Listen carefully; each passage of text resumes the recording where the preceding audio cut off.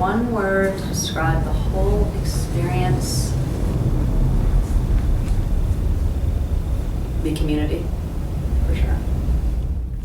During the last week of August 2011, Hurricane Irene swept over the Atlantic coast, causing severe destruction along the eastern seaboard.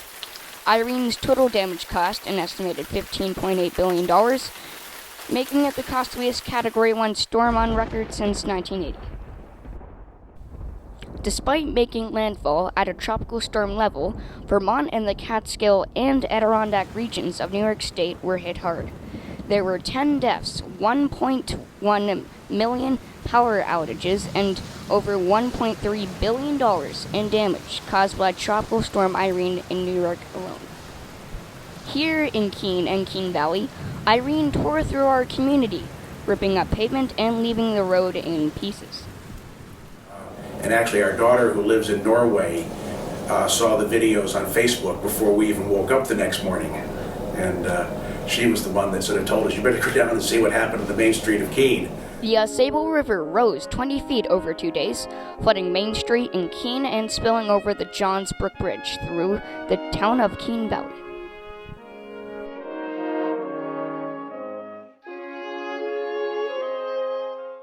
Yeah, so the day of Irene, we really didn't think anything was going to happen. Lots of times you see on the news warnings and for weather, and lots of times those things don't happen, and they don't happen in the extreme that you think. So we watched the weather, and we were like, you know, we'll stay here for a little bit, and then we kept watching the river, kept watching the forecast, and watching the river rise and rise, and then I knew this is going to be different. Something's up here, because the river is the highest we've ever seen it. And then all of a sudden there was so much water that we left like that. 6:07 p.m. on August 28, 2011, Irene's flooding waters incapacitated the Keene Valley Fire Department, leaving only half of the building standing. The other half was swept away into the brook. And people who lived near Johns Brook or any of the other brooks all had the same story, that it sounded like a freight train going by because of all the boulders that were just being rolled down the brook. You couldn't see them. The landscape of our town and its surrounding wilderness would be forever changed. Houses were badly damaged, roads and bridges crumbled, riverbanks and beaches eroded. Within 12 hours of the first raindrops, Irene created 26 new landslides in our surrounding mountains. Volunteers from the Adirondack Trail Improvement Society spearheaded the rebuilding efforts on the local trail system. Well, it changed a lot of stream banks. It changed a lot of mountainsides, and we still see the effects today. When I drove in from Keene, I could look up at the new slide on Lower Wolfjaw. It's one of the more prominent changes that was made by Hurricane Irene. How did you organize the rebuilding effort? Well, ATIS had just a few people left over from the summer trail crew, and so we were able to do some work to clear the trails, and particularly on the Gothics Trail where a new slide came down across. But fortunately there was not a lot of wind with Hurricane Irene, and therefore we didn't have a whole lot of trees down like we had in some previous tropical storms. But we did have a two-span, 80-foot long bridge that was washed out. The bridge was cabled to some trees, and they managed to hold. The trees were washed out, but they didn't go down the stream, so the bridge was still in the river. And the last thing we did was we pulled that bridge up onto dry land so we could reuse it.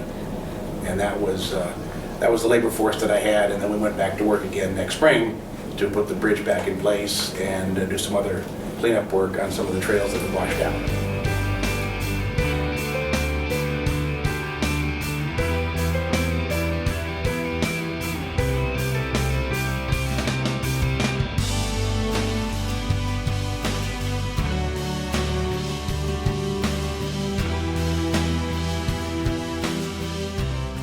Yep.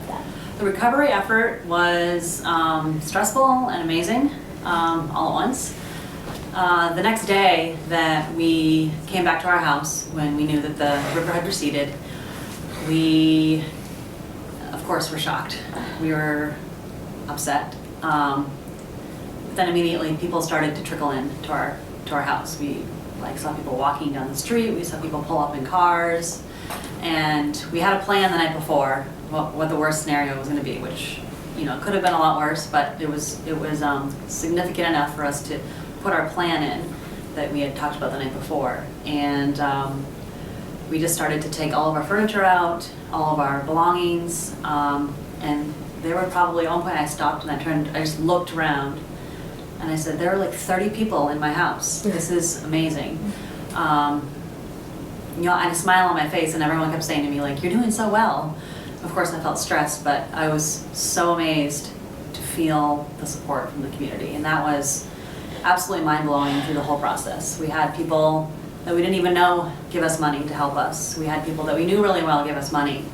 We had an influx of cards and support and phone calls, and the day that we drove away from our house, when we walked out with water up to our knees, of course I was scared and I was crying, but there was a part of me that knew that no one in this community is going to let us lose our house. So that was pretty amazing. The rebuilding started 3 years ago, and it's still happening. So we were in phase 3 right now. So phase 1 was like getting our house raised up into the air. It was like 10 feet in the air. So cool. And we had to get all of the old foundation out. The old foundation was made of rocks, so it wasn't a strong foundation to start with, and then it really got messed up. So that was the first phase. So we raised it, we raised enough money to do that, and then we put it back down on a foundation, and we had to gut the whole inside. So then phase 2 was rebuilding the inside, putting insulation in and putting the new walls back in, and then the Habitat for Humanity build, which was our addition that they built for us, was part of phase 2. So we got a 2-story addition, which was really exciting, instead of just a 1-story one. And then now we're in phase 3, and it's finishing. So this summer was like another big push where when Russ was home, we finished the living room and like the pipes and the bathrooms, and now we need to continue with that. So we're still doing it, but there's a light at the end of the tunnel now, and it feels like there's less stress attached to it all now. Almost immediately, citizen volunteers rallied together to begin the rebuilding and recovery process throughout the town. The total cost of damage in Keene and Keene Valley was assessed at $2.3 million. Public bonds and private donations and insurance coverage amounted to $1.9 million. The town counted on a $680,000 grant from the Federal Emergency Management Agency to help close the monetary gap. Unfortunately, FEMA cut its original grant in half. Keene Town Supervisor Bill Farabee reached out to New York State Governor Cuomo for help. Governor Cuomo approved a $640,000 grant to cover the lost FEMA funds and contribute an additional $300,000 specifically for rebuilding the Keene Firehouse. 3.5 years ago, our town was broken, but our community came together to rebuild and support one another. While some work is still left to be done, it is our strong community spirit that fuels our hope for the future.